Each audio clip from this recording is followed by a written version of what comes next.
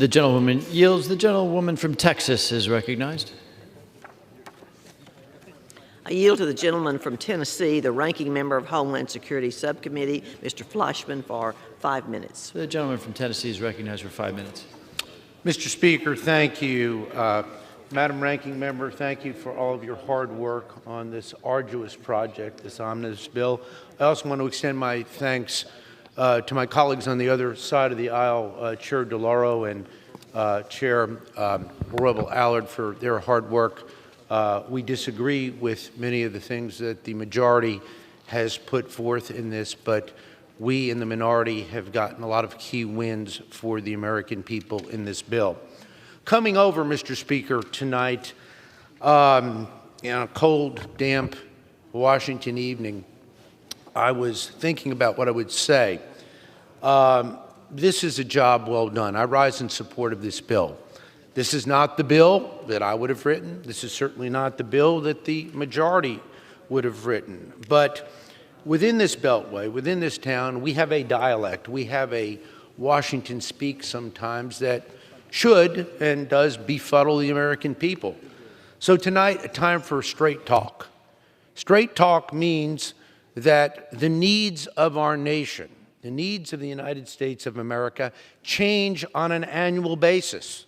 The world doesn't change. The world doesn't stay the same. A few weeks ago, the world changed for the worse when Russia invaded the sovereign nation of Ukraine. Things change. Priorities change. Funding needs change.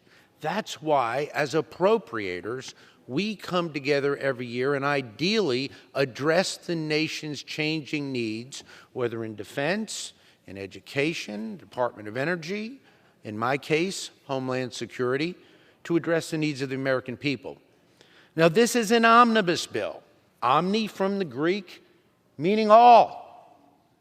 Not chromni, meaning some, but all. Now, think about that.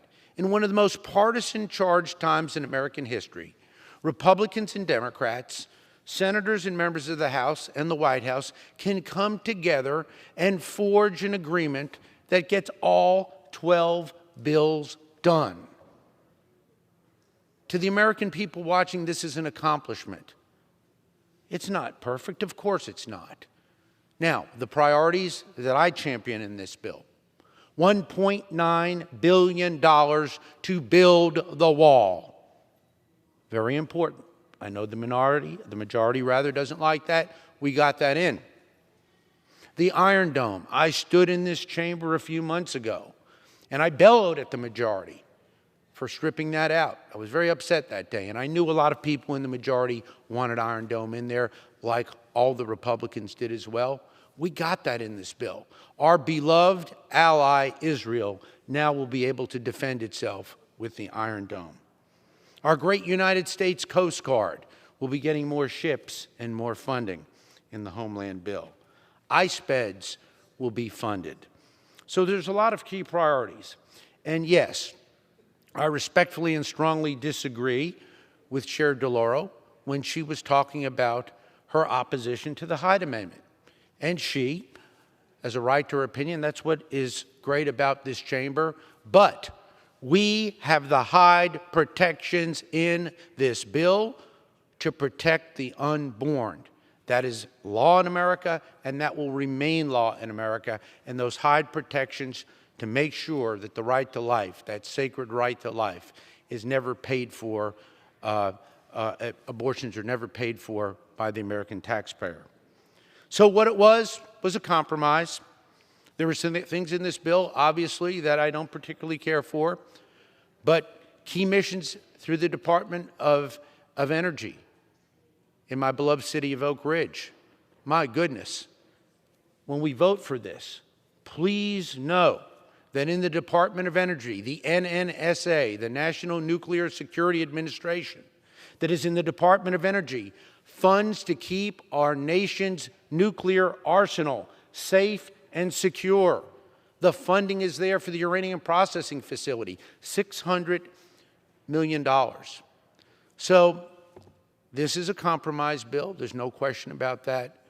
But think about this. To my friends in the majority and in the majority, to all the staff, my gosh, who worked tirelessly to get this bill done.